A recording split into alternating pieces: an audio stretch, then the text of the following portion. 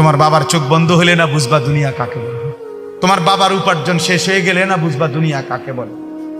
তোমার কাঁধে যখন উপার্জনের দায়িত্ব আসবে তখনই না বুঝবা দুনিয়া কাকে বলে।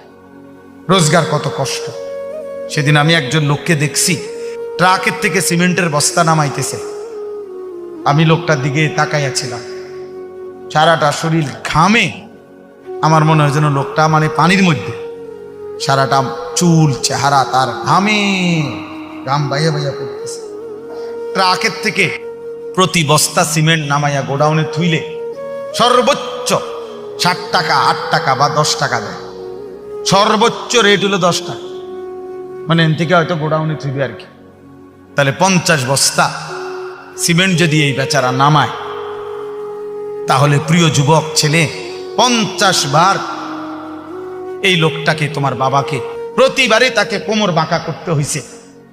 প্রত্যেক বস্তা সিমেন্ট হয়তো ফালাইয়া ছোট্ট একটা গামছা হয়তো কোমরের থেকে খুলে আবার ঘাম মুচ্ছে, আবার আরেক বস্তা লেগে গেছে, আর গুনছে কয় বস্তা হইল, বিনিময়ে 500 টাকা।